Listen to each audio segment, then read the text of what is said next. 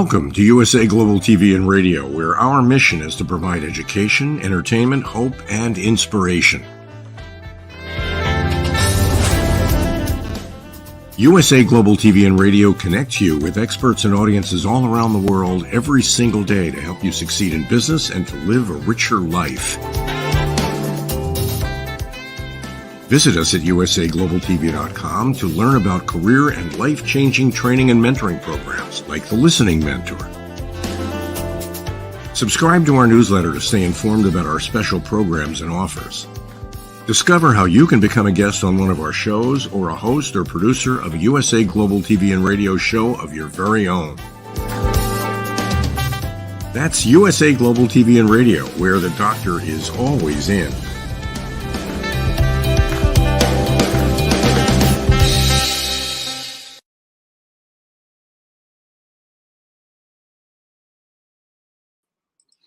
A huge warm welcome to everyone out there, wherever you are in the world. It is an absolute pleasure, as always, to be hosting this Live, Learn, Teach, Inspire series. And I'm welcoming an amazing individual who I've known for the last 5 years, someone who is unbelievable at what she does not leave a stone unturned. It's wonderful Sonya Moledina, who has come through the British School of Excellence many years ago and did our Train the Trainer program, including emotional intelligence, and has gone on to do some unbelievable work in her community and through her training platform. Etiquette and Emotions is the name of her organization. And Sonya, without further ado, I know you're going to be taking us on an incredible journey about even children have a personal brand. So I'd love you to come into the studio and just share with people a bit of your background, and then I'd love you to go into a couple of stories and some personal experiences to demonstrate why children should learn about this. Thank you so much, Philip, for your kind introduction. As Philip said, I run an organisation called Etiquette and Emotions, where I coach children on social and emotional skills. Prior to that, I used to work in project management. And I think when I was in the corporate world, I was very aware of the fact that, and very curious actually, about the fact that the people that I noticed who were getting ahead, influencing decision makers, being put up for promotions, and were not actually the people that were the most educated or had the most sort of technical skills. I actually felt that the people and my colleagues that were getting ahead were the ones that communicated really well, could negotiate with stakeholders, build rapport with people in different departments, and could seal deals with clients. And so that really interested me about their social and emotional skills and how they were using that to get ahead in the workplace. And I think as a project manager and as a mum of young children, it really hit me that I could get my children through the education system with top grades, but if they didn't have good social and emotional skills, it would not prepare them for the world of work, and it won't help.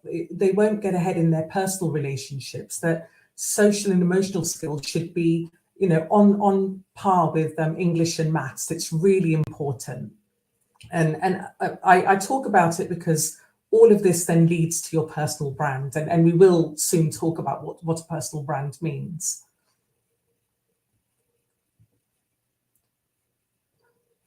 Oh, I can't actually hear you, Philip. I'm not sure if that's just on my end. I was being polite, muted myself.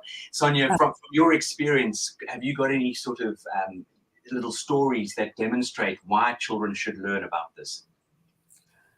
I'll start a little bit with my own experience. So when I was working in project management, as I sort of mentioned earlier, at that time, my son was 9 years old and my daughter was 6. And I came across an etiquette course, and it was taking place quite a distance from my home. And I thought, no, this looks really interesting. I would love for my children to learn these skills.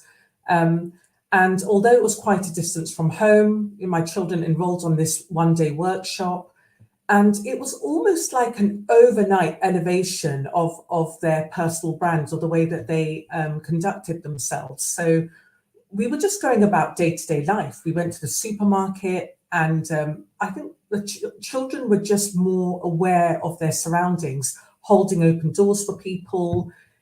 When the lady at the cashier was serving us, they were making conversation with her, asking her about her day.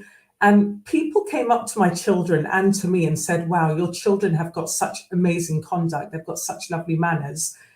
We didn't say they've just returned from an etiquette course, but it was an overnight sort of change in the way they conduct themselves.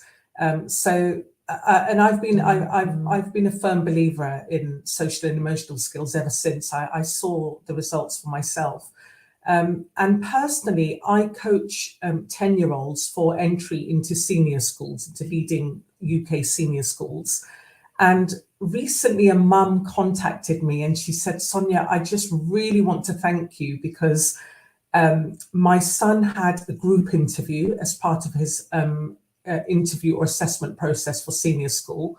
And she said to me, Sonya, you told him to smile, make eye contact, introduce himself to his peers that he meets on the day, and shake hands with people. And later on, the head of the junior school said to that boy, you were the only student who actually shook hands and introduced yourself, and we were so impressed with you at your interview, and it's the reason why we offered you a place at this highly competitive school.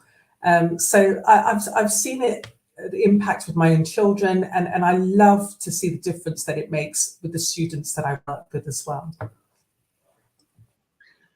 Oh, that just gives me goosebumps from head to toe. And I just love hearing that because there's nothing more amazing. And I just see your whole face light up when you share that story about Shakir and about this past student. And I know how powerful this is because you've had it at the coalface, we've had it at the coalface. And I know for a fact, just in an hour and a half, 2 hours of coaching and development in this sphere, it can elevate any person, but they've obviously got to put that into practice.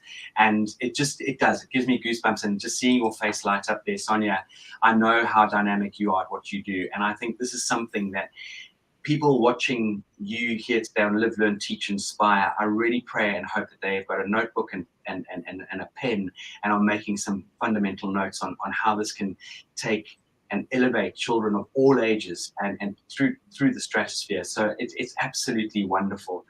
Tell me something I'd love to ask you with regard to the whole understanding of personal branding, as in people often think of branding as in watching, looking at Nike or looking at Coca-Cola. That's branding. But what is personal branding and how would you define that? And for you, how do you explain that to people? And it's such a key, important aspect of our being. There is a definition that resonates quite well with me. Jeff Bezos, who owns Amazon, he defines your personal brand as what people say about you or what they think about you when you're not in the room. So I'll say that again: what people say about you or what they think about you when you're not in the room. And I mean, this can mean so many things, but just a few examples. It might mean that when they think about you, what associations they make. Like, are you lighthearted? Are you very serious? Do they view you and perceive you as someone who's humble or perhaps someone that's a little bit stuck up? Do they feel that they can trust you? If they had a secret or need to talk about something confidential, can they put their trust in you? Are you someone who they admire or perhaps frown upon? And so I think it's the feeling that people have about who you are, your personality, your values, the skills that you have, and essentially what you stand for as a human being. And what I personally do is I talk to children about companies that they're aware of. We talk about the celebrities or sports personalities that they know, perhaps their favorite football players. And we come up with some of the words that come to mind, what associations they might make with that person. For instance, strong, athletic, motivated, hardworking, perhaps an angry person, perhaps someone who doesn't control their temper very well, maybe someone who's very charitable. Just from their perception, what do they think of when they think of that person? So I hope that gives you a flavor for what I see personal branding to be, Philip. I love that. And it really is. It's something that we all have an opportunity and a window of opportunity to make a good first impression. And that is so key and so important in everything we do. And something I absolutely love what you said there was what resonates with individuals, and you can then turn to them and say, so you've identified that, let's say, football player, you've shown and shared with me what the good attributes are, and you lean into, but they get have a bit of a temper. Now, is that something that is going to put you in good light? And if you do have a temper, how can we work on developing you, taking that under control, which I know you deliver in the emotional intelligence side of things as well, and giving your students these incredible tools.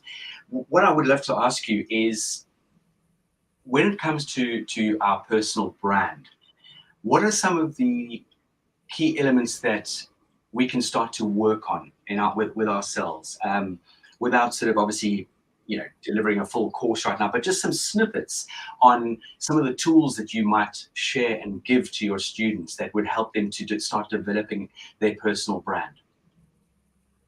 Yeah, firstly, Philip, I just wanted to just give a little bit of a snippet on why I think personal branding matters from childhood, because I think this is a concept that perhaps not many people are familiar with in terms of childhood, because we think about personal branding in the workplace or in the corporate world or in business.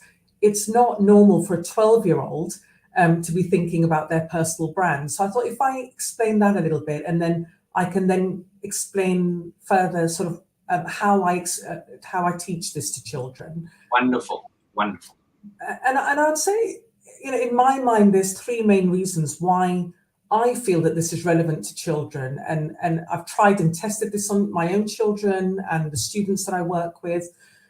Firstly, not everything that shines is gold. And I want children to understand that when they're purchasing from a company, or they're exposed to companies, or they're exposed to people,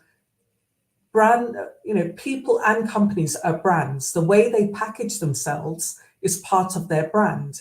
So, for instance, someone might be trying to show you that they're a really good person or a kind person, but then they speak very abruptly to the waiter or very abruptly to their sibling, and you might sort of feel that actually the way they've packaged themselves and what they're now displaying is different. There's some inconsistency there.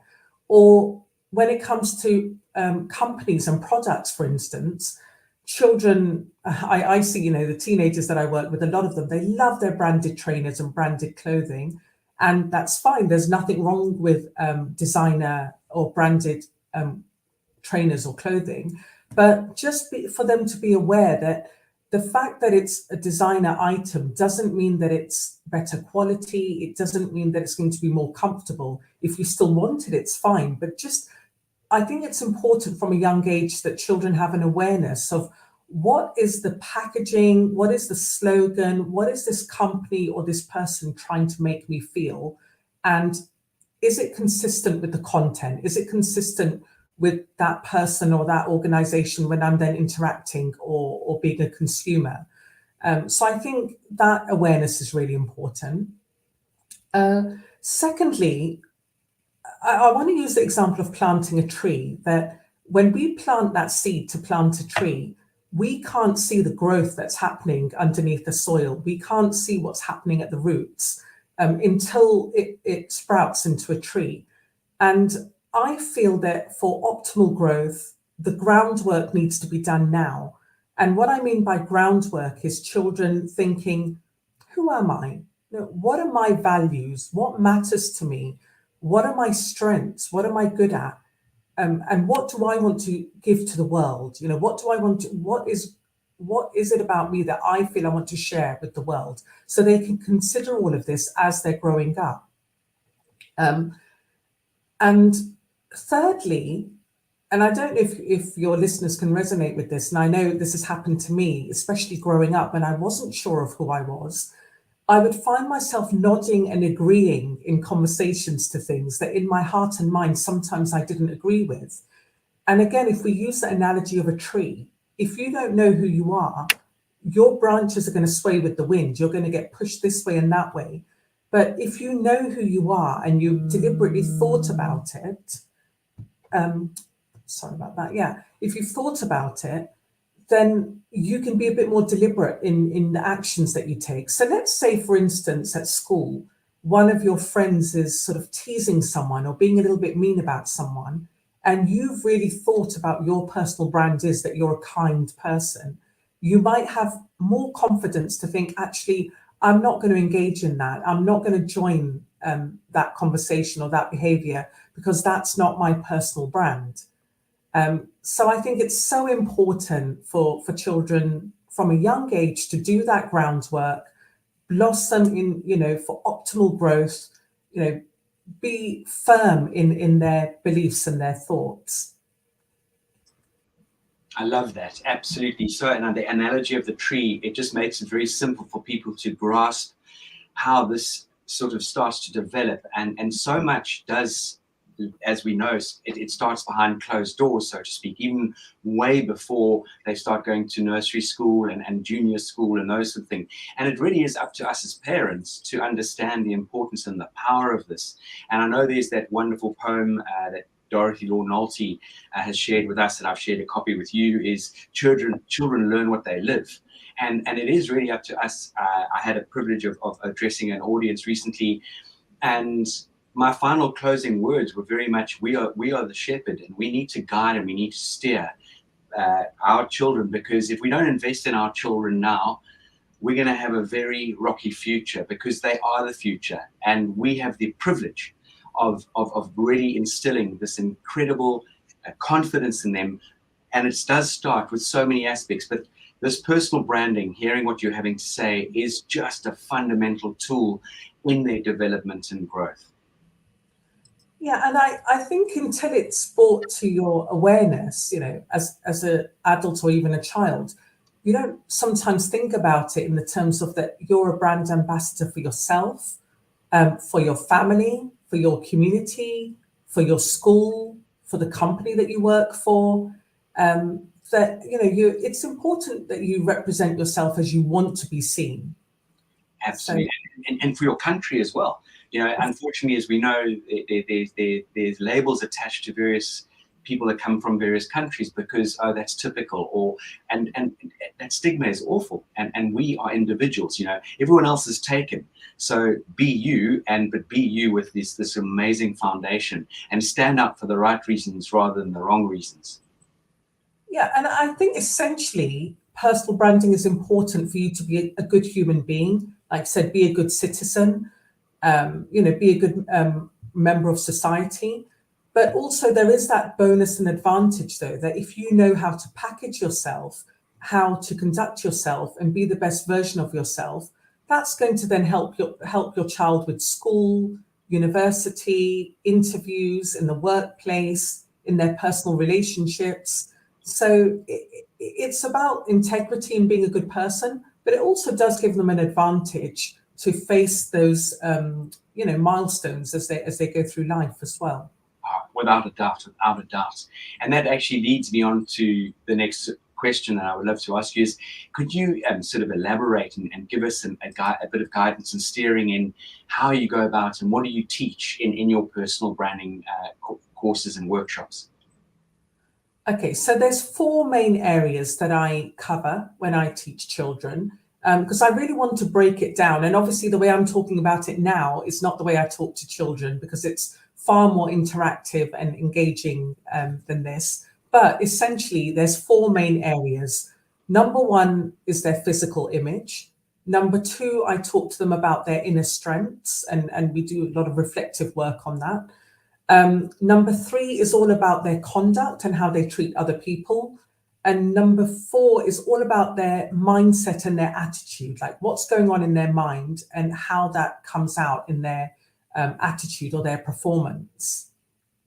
And I'm happy to talk about those 4 areas, Philip, if it helps the listeners. I think it would be so fundamental if you could just elaborate on those 4 areas. It would really start to give some wonderful flesh on the bone and give people some guidance and steering of how they can start to move in the correct direction, not only just for their children, but for themselves as well. So it would be wonderful if you could expand. We've got some wonderful time ahead of us. So please don't feel that we're eating into any precious time. We've got some wonderful time ahead of us. And so just from your area of expertise, your experience, I mean, hearing that story about how you, and I know this is just one story, I know you've got many stories you can share with us. And please, again, any other stories you would love to share with us, feel free to do so. But that story about how that mum approached you and said, what you taught my son has just been absolutely phenomenal. And he got a place because you gave him these, and the word tips and tricks are not the right terminology. You gave him tools, you gave him a skill set that allowed him to put his best foot forward with confidence. Yeah. And I'm very conscious, I mean, when we talk about physical image, we live in a very material world, and I don't want to make personal brand all about your physical image, because that literally is just the packaging. You know, if we were a chocolate bar, it literally is just the packaging, and there's so much more to it. You know, your inner strengths and your conduct and what you stand for as a human being. However, I always start off by talking to children about their physical image, because it is a material world that we live in, and there's a lot of social media and a lot of influences on our children. And when I talk about physical image, I always explain to my students that it's not about wearing branded or expensive clothing. You can be dressed very casually, and that's absolutely fine. You can wear clothes that express your personality, as long as your clothing is clean, presentable, it suits your body shape. And it's not just about what you're wearing. Think about your body language, think about your posture, and definitely think about how well groomed you are. And I know sometimes, you know, even as a parent myself, we feel almost like we're nagging our children and saying, you've just played sports, go and have another shower, or you have that daily shower, brush your teeth for a little bit longer, put on deodorant, you know, cut your nails. And obviously as parents, whether we've thought about it consciously or not, we don't want our child's brand to be of someone who's a bit disheveled and a bit unkept and has poor personal hygiene. And I think when we talk about it in those terms, children suddenly get it. Right, so I'm being asked to brush my teeth for 2 minutes, not just for 10 seconds, because I don't want my breath to smell. I don't want people to have these negative associations about me when they think about who I am, or you know, when I'm not in the room. And how you take care of your appearance, it tells other people how you feel about you. If you look respectable, you expect to be treated with respect. And I think maybe, Philip, you said this once, or I'm sure it was for the British School of Excellence, that dress the way you want to be addressed. So dress the way you want to be addressed. So if you want to be addressed in a casual, informal manner, it's absolutely fine to wear casual, informal clothing. But like we say, as long as it's presentable. And I think one of the powerful lessons I learned with the British School of Excellence was the fact that people are forming impressions of us within 3 to 6 seconds of meeting us. That's such a short amount of time for you to put your best foot forward. And the least you can do is be well groomed and just make sure that your packaging is a strong and a reflective brand of who you are. So yeah, I mean, also talking about that first impression, or what people even think about you when you're not in the room. Let's say if your child arrives late to school every day and they look disheveled and they're yawning and they look bored, their brand, in the teacher's mind, their brand might be someone who's late, someone who forgets their resources, someone who makes excuses, someone who's lazy, because or someone, you know, who's just half-hearted. They're not, their heart and mind isn't in their schoolwork. That's the association they're going to make if that's happening on a regular basis. So I think self-awareness is really important. And body language, I mean, it's just, I think, again, I learned with you, Philip, that 55% of your communication is through your body language. And often I say to the children that I teach that, have you ever had a situation where your parents give you one look across the room, one glare, and you know from that one look that you're in trouble, that you've said or done something wrong. I know it's happened to me, so I'm sure it's happened to many of my students. That's the power of body language. So be aware of the expression on your face, smile, make eye contact, think about your posture. Be aware of whether you have any nervous habits, whether you bite your nails or touch your face when you're nervous. Make those 6 to 7 seconds when you meet someone, make it very impactful before you've even spoken. So yeah, I hope that just gives a flavor for the sort of thing I cover with children when we talk about our physical image and the impression we can make on someone within seconds of meeting them. What a great, many golden nuggets there, and beautifully put as well. And there's that one expression that always sits in my mind as well. Yeah, that is, if you don't brand yourself, someone will brand you. That's for sure. Or people will brand you according to how you behave, how you act, how you show up. And this is something that I think is I know is fundamental. Is you do get that window. You do get, and sometimes you're very fortunate. You might get a second chance, but those 3 to 6 seconds are so impactful. And this is where I know we shouldn't judge as human beings, but it's innate in us. We know it's innate in us. It's the old dinosaur of our brain that is there to protect us. So we judge immediately. And that's why if you are asked to go to a barbecue, go in your shorts and t-shirt, but make sure you look the part, for example, not, as you said, to look disheveled or that you don't really care. Punctuality is a huge part of your makeup and DNA, and arriving on time, you're already late. So if it's 8 o'clock, school gate opens, you should be there 10 to 8. Those sort of things. And I love your analogy and the way you explained that. Now, you mentioned earlier in this journey, then we talk about our inner strengths, and I'd love you to expand, if you could, please, Sonya, on the importance and the power of our inner strength and how we can tap into that and how we can sort of elevate that. So I do reflective work with my students. And when I say reflective work, we start to think about, well, what are you good at in the classroom? What are you good at outside of the classroom? What's unique about you? Like perhaps it's your culture or your religion or your background or your preferences. What are you proud of? And we go through, different elements of maybe what a child does outside of school or within school. Are they musical? Are they sporty? Perhaps they're artistic, or they're quite techie. And it's about, what are they proud of? What are they passionate about? And it's very confidence boosting, I think, for children to actually think about themselves in this way, to become more acquainted with themselves, to think about what they value in themselves, what other people have noticed in them. And I always say to them, don't be vanilla. And we talk about, well, what does don't be vanilla mean? There's nothing wrong with vanilla, but don't be afraid to stand out. I think children are so desperate to conform, to be like everybody else, and blend in. But it's okay. In fact, embrace what's different about you. Be confident about what's different or unique about you. And I think a lot of children are not exposed to this kind of self-reflective work. And I think a lot of this stems back to your confidence. Confidence might be the way you portray yourself, but inside it's a lot to do with your self-esteem. And often we don't have self-esteem because children haven't thought about, well, actually, what makes me me, and what maybe makes me or my family different to everybody else, and can I own that? So that's the kind of reflective work that I'm talking about, that I do with my students when I'm in a personal branding sort of workshop.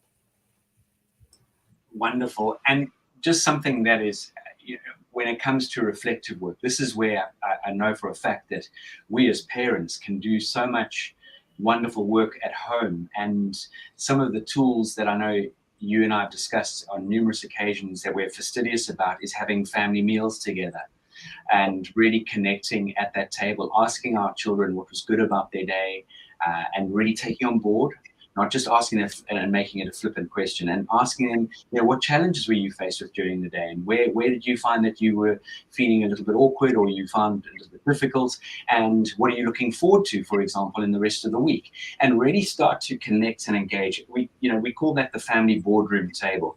Get rid of any digital devices and spend quality time with your children. I read a wonderful article many years ago, and that article said, spend half as much money on your children and twice as much time with them. Because at the end of the day, that's what they really crave, is our time.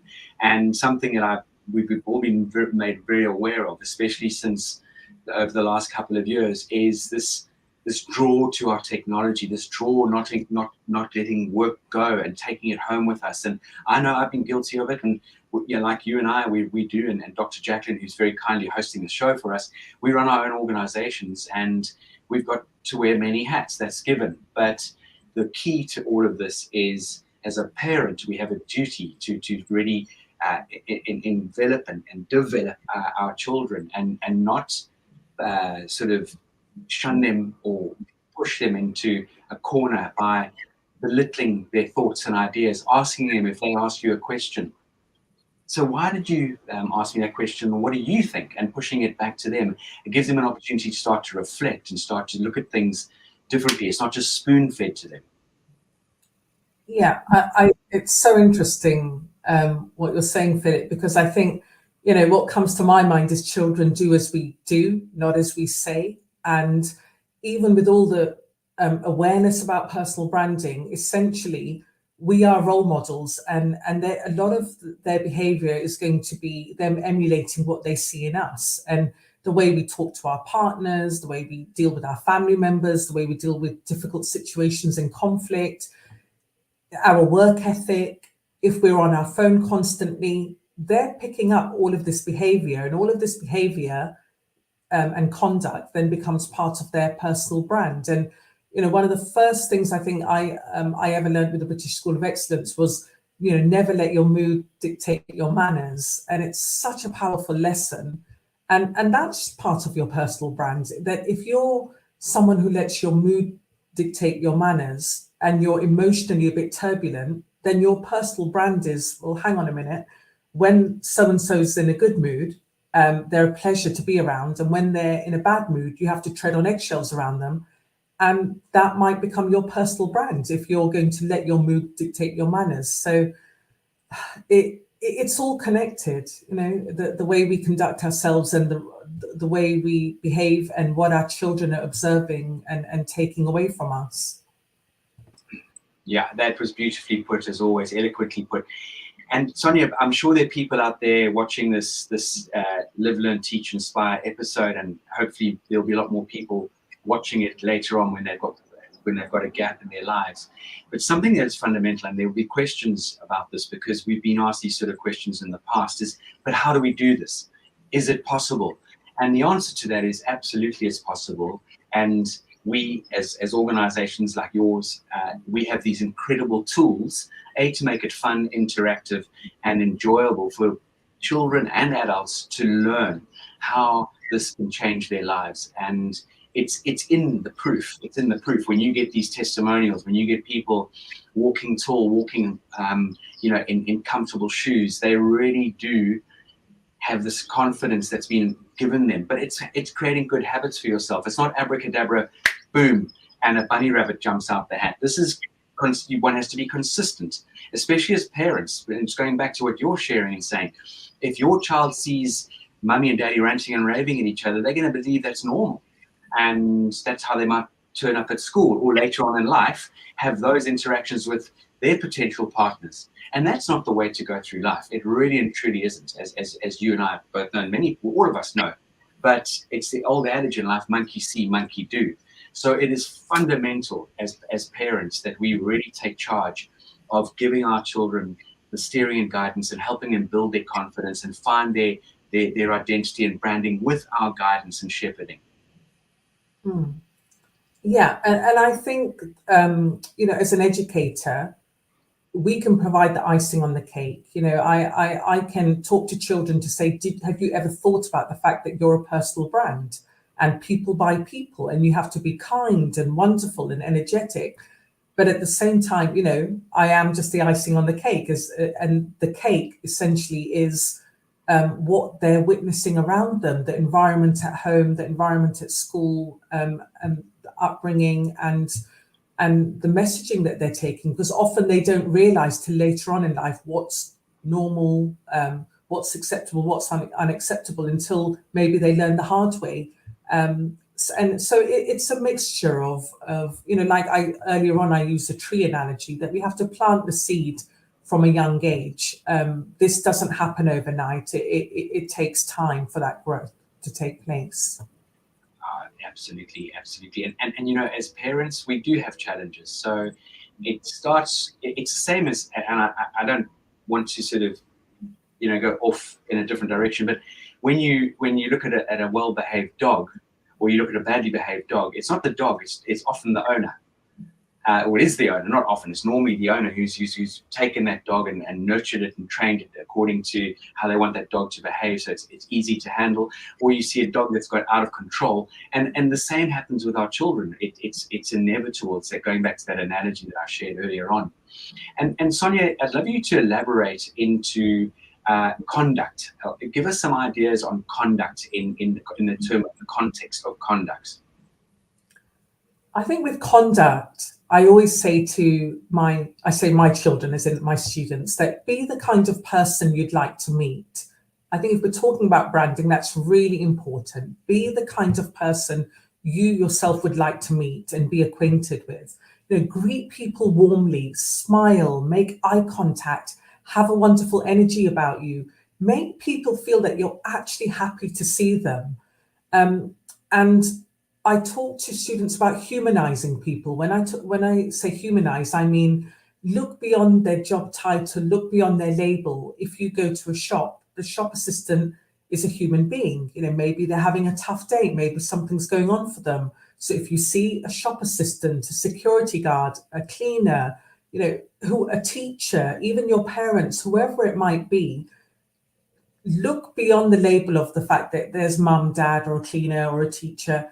Actually treat them like a human being, converse with them, find out what's happening in their life, or at least how their day is going, and give people the red carpet treatment. So you were talking, Philip, about the fact that these workshops need to be interactive, and one of the ways I make it interactive is I show children images of different celebrities, footballers, music artists, sports personalities, people that they might be familiar with, and we say, how would you behave if this person was in front of you? And the way you would give that person, you wouldn't be on your phone, you would be all eyes and ears for that person. When you meet people, imagine that there's an invisible red carpet underneath them, and treat them with that attention. How are you? How was your day? How was your holiday? How was your last football game? Really they're not going to know that you've laid out an invisible red carpet, but they're going to feel the difference in the way you connect with them, and the way that you're treating them. And that becomes your personal brand, the way you make other people feel. So I talk to children a lot about, what does charisma mean? Have you ever heard of the word charisma, or being charismatic? And it's all about putting other people first, over yourself, asking them, how was your presentation? How was your French test? How was your holiday? Complimenting people as long as it's genuine. We don't want any sort of fake, interactions. Making other people feel valued and important, and showing a genuine interest in them. And as well as sort of the way you conduct yourself, it's about what's going on in your mind. So seeing the silver lining, not being someone that complains. If you had a really difficult journey, not just dumping that on people the minute you meet them, not complaining, because that's going to become part of your brand. And one of the things I do with my students is I show them a list of values. For instance, being kind, responsible, brave, patient. And we choose 5 values. And then I say to them, right, now that you've picked the 5 that resonate most with you, let's make an action plan. So if, for instance, they pick responsible, we start to talk about what does that look like in real life. So maybe you're going to do the homework the day it's assigned to you. Maybe you're going to start keeping a to-do list. Perhaps that means getting your uniform and your resources ready the night before. So whatever values they choose, they then take ownership of the fact that, well, how can I actually implement that in my day-to-day life, and how can I make that part of my personal brand? So yeah, the workshops are quite interactive in that sense, that the children have to, it's not just about them listening, it's about children taking that ownership and bringing it to life about how they're going to put their personal brand into practice. Absolutely love what you just shared. It really is. It is so fundamental and deep. And the former president of the United States, many prime presidents ago, there was President Bill Clinton, and he shared something in a book that I read, which actually I just brought up onto my desk. If I could tell you just one thing, and one of the things, just to complement what you're saying, he said one of the most important things is to see people. The person who opens the door for you, the person who pours your coffee, acknowledge them, show them respect. And that analogy of putting a red carpet under everybody is hugely, hugely powerful. Because if we can see things in images, then we can absolutely see through what that first reaction might be. And this is a key ingredient. It really and truly is. And Sonya, just to expand and elaborate what you've just been so wonderfully sharing, is that in a recent workshop that I attended, funny enough, and we had to draw up some words and ideas on, the future for work, because we've got AI now, artificial intelligence, which is fantastic if we use it in the correct way. But as we all know, AI can't do emotions, it can't do feelings, it can't do creativity, it can't do leadership skills. It can spit out a lot of information, absolutely.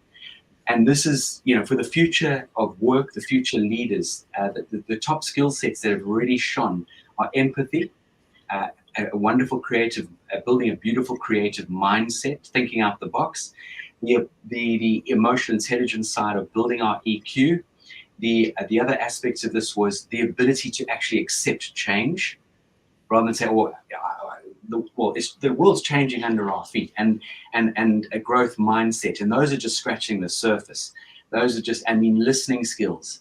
The power, God gave us one mouth and two ears. We need to listen more than we speak. So just what you're saying is that if you ask your child a question, or your child asks you a question, be present, have presence intelligence, because this is the foundation that we need to build. We're too easily distracted. I think the average attention span of a human being now is down to about 8 seconds. Yeah. No, that's really interesting, Philip. And I think, it reminds me, I think one thing you said to me many years ago, listen to understand, not to respond. And I think these skills such as adapting to change, creativity, empathy, it needs to be given as much importance as, English, maths and science. And you don't just become proficient in these skills overnight. It's developed slowly over time and with encouragement. And, I would urge parents to try and seek opportunities to develop these skills as well as their child's academic skills. And it's neglected in schools, and I'm not pointing a finger at the schools by any other. They've just got so much they're throwing at children now. And I am going to say something that might be a little bit controversial.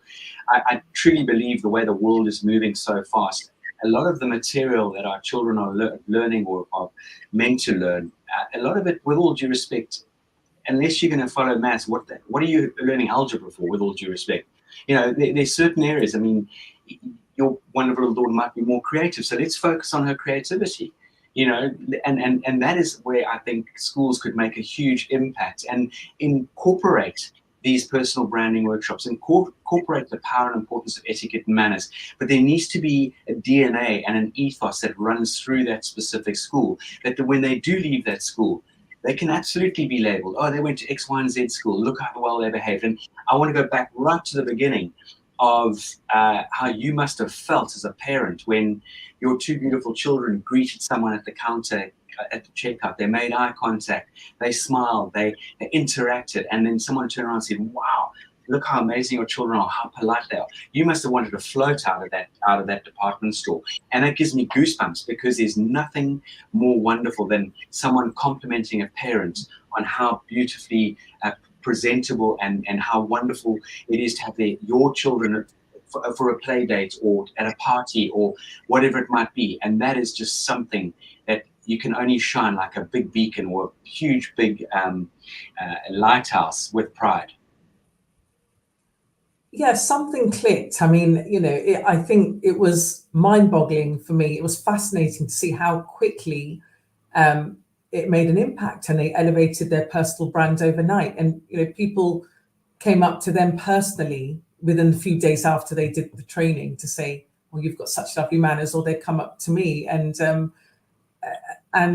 we need constant reminders, though. They need constant reminders, but it's planting that seed. And you also, Philip, talked about growth mindset, which was something I was planning to touch on, because sometimes children, or even as adults, we think our mindset is nothing to do with our personal brand, because it's internal, and our personal branding is external.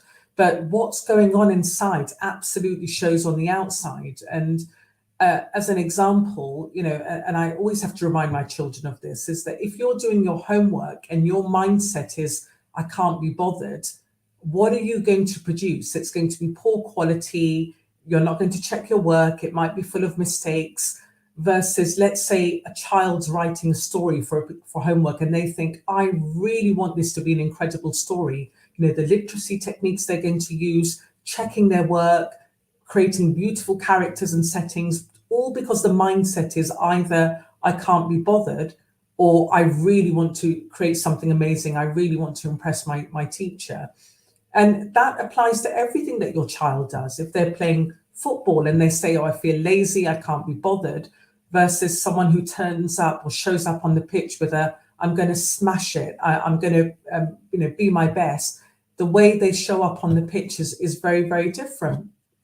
And even things like helping around the house. If you say to your child, can you please help me to load the dishwasher and clear the kitchen? You can tell from the expression on their face, their body language, the pace of their work, whatever's going on with their attitude and their mindset is showing in their pace and attitude of their work. And children need to be made aware of this, that what's going on in there actually is coming out in your behavior and your performance. And the reason I care about this so much is I feel that habits are formed from a very young age. And I know for myself, the habits that I formed from a young age are really hard, not impossible, but it's harder to break them later on in life. So if you have that kind of half-hearted attitude, or you have a fixed mindset rather than a growth mindset, that might carry on from primary school to secondary school, to university, to your job, to the way you run your home, to the way you conduct your relationships. So my aim for children is to start as they mean to go on. Be hardworking, energetic, have a determined attitude, have an attitude of gratitude. Develop all of this from now so it becomes part of your character and it all forms part of your personal brand.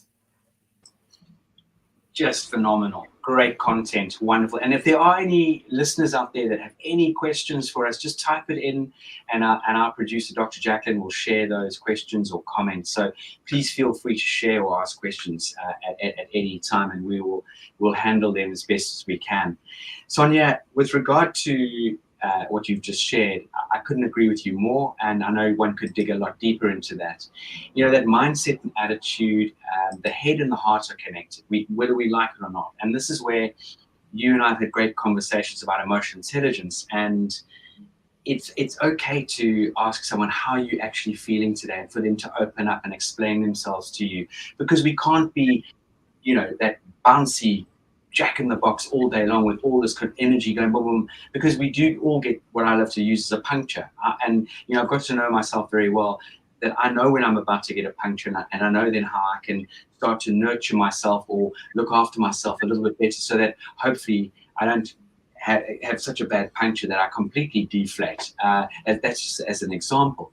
And again, I know in your journey, in your coaching, with your incredible foundation of emotional intelligence, etiquette, manners, and just your general experience in raising two wonderful children, is that it is about creating those good habits as early on as possible and nurturing them and praising and sharing and allowing our children to share their feelings and share their thoughts. And it really is a fundamental skill set that it's okay to say, you know what, Mum, I'm not feeling so good today, or I'm really nervous about my football match. And then we as parents can draw it out to them and then give them some tools to potentially change and shift that mindset.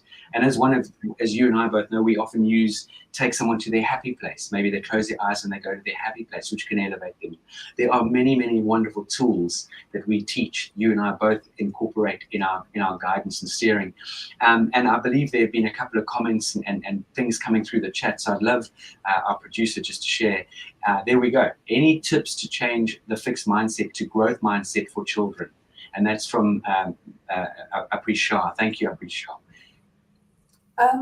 I think with changing a fixed mindset to a growth mindset, it's very much about your self-talk. So if my children say to me, I'm just not very good at cricket, or I'm not very good at maths, I'm like, firstly, you're not very good yet. Always remember that word yet. And it's about, well, actually, if I'm not good at something, what can I do?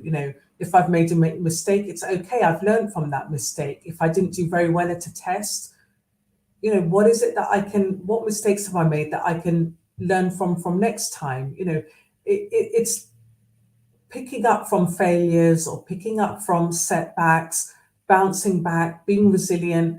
But I think in the short run, it's really about changing that self-dialogue. Can I try a different strategy? Can someone help me?